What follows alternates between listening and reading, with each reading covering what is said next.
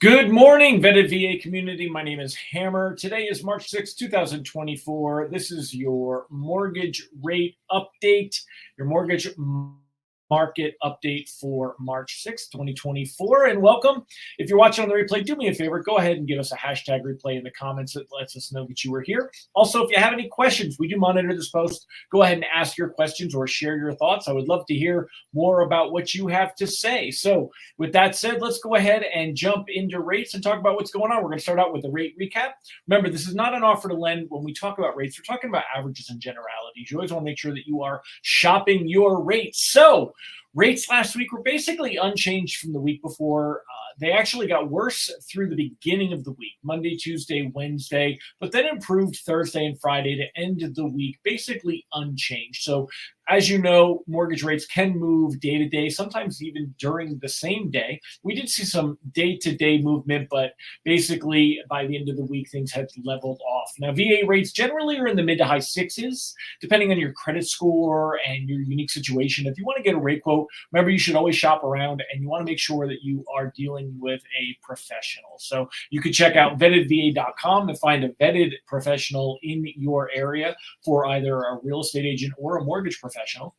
Or just shop around. So conventional rates, if for any reason you're not doing a VA mortgage, conventional rates are generally in the low to mid sevens is what you're going to find as an average when you're looking. And of course, that's going to vary based on the amount of money that you have to put down, your credit score, and a few other variables that you would want to make sure that you are shopping. So today on March 6th of 2024, rates are actually improved. They've improved quite a bit from a couple of weeks ago. We're actually seeing some of the best rates we've seen in about 3 weeks. VA rates are generally in those mid-6 areas rather than mid to high sixes. They're generally going to be in the mid-6s. If you have a good scenario, you may find rates that are even in that lower 6 area. As far as conventional rates, they're generally in the low to mid 7s still.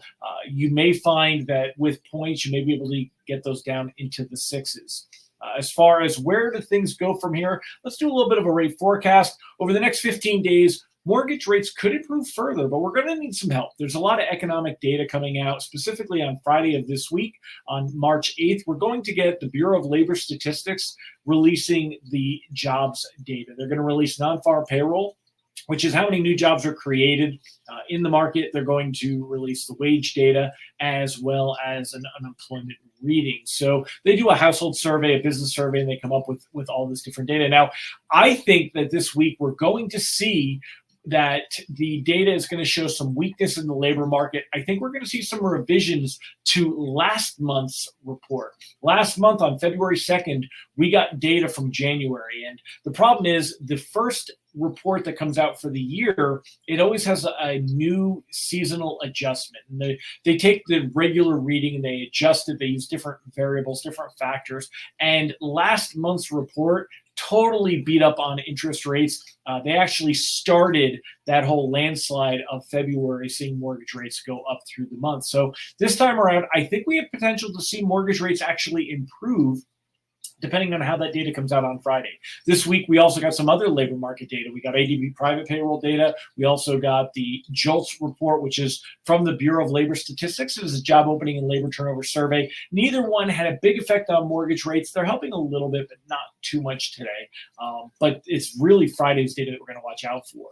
Now, next week, we're going to get inflation data, and that's only a few days away. It's less than a week away. On March 12th, we're going to get the Consumer Price Index, the CPI inflation report. And it's not the primary one that the Fed uses. The Fed likes the PCE report, which is the personal consumption expenditures. That is by the Commerce Department, but the CPI comes out from the Bureau of Labor Statistics. But this report is definitely watched by the Fed and watched by the markets. Now, if we see signs of inflation cooling next Tuesday, that's going to help mortgage rates improve further. So between now and the next time I see y'all on Wednesday, what would that be? That would be March 13th. We've got a lot that's going to happen. We're going to have this Friday's jobs data. We're going to have next Tuesday's inflation data. And then a week after that, we're going to have the next Fed meeting. And we'll talk more about that next week. So as far as our expectations, I think we could see rates improve over the next couple of weeks, especially if we get help with this labor market data on Friday and the inflation data on Tuesday. Now, nothing's guaranteed, and I don't have a crystal ball. If you are currently under contract and you have a loan that is in process and you're buying a home or you're refinancing and you're concerned about interest rates and where they could go, make sure you talk to your mortgage professional, because these reports could cause rates to go higher if they come in showing the labor market is doing really well and it's strong, or if inflation gets a hiccup and isn't improving the way that we need to see it improving. So these reports can have an adverse effect on your interest rate. There's no guarantee they won't, but we look at the odds. It's kind of like a weather report. And I think that we've got some really good chance of seeing improvement from here.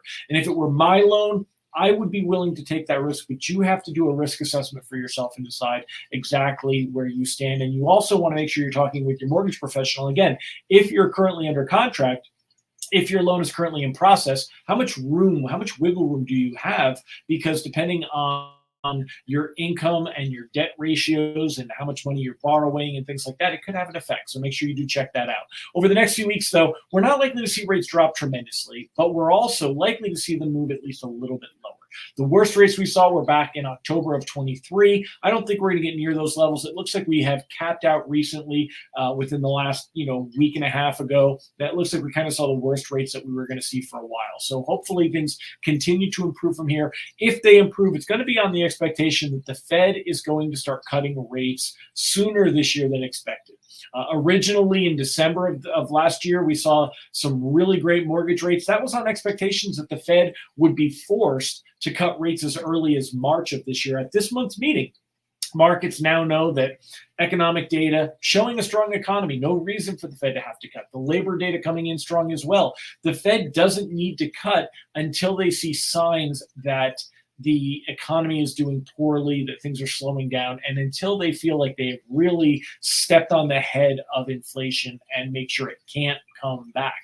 So until we see that, we're not likely to see too much improvement in rates, but we should see rates continue to improve through 2024. Don't look for any big jumps. You don't want to wait for rates to drop before getting out home buying right now, because when rates do fall, home prices are likely to rise. It's generally what we see happen. We're very likely to see that happen this time. There is a lot of pent-up demand, a lot of people on the sidelines just waiting for rates to start to show signs to fall before they can jump back in the market. When more people jump in the market, that's going to drive demand up, which is going to drive those prices up. And it's unlikely we see supply increase anytime soon. All right, so definitely keep that in mind. Again, what's affecting things? We've got Friday's jobs report going to be a big deal. Last month's report was the first of a couple of different things that actually drove mortgage rates higher through February, and it started the ball rolling. We also got the inflation report that came in a little less exuberant than expected. Came in right at expectations. Markets weren't as happy with that. So we've got inflation data, again, coming in next week, and then the Fed, which I've talked about. So anyway, that is it for y'all. Hope that helps you as far as you being out in your home hunting, your interest rate shopping, all of that good stuff. Remember that you can join me each week, generally, as I do this.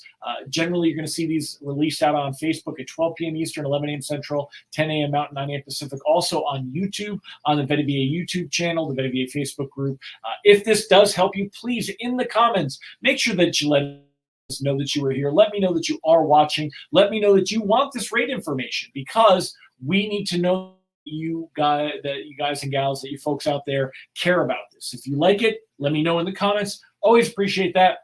If you have any questions, by all means, let us know, and we'll be glad to answer those for you in the comments as well. Take care, everybody. Make it a fantastic day. I'll see you next week, hopefully with some good news. Bye-bye.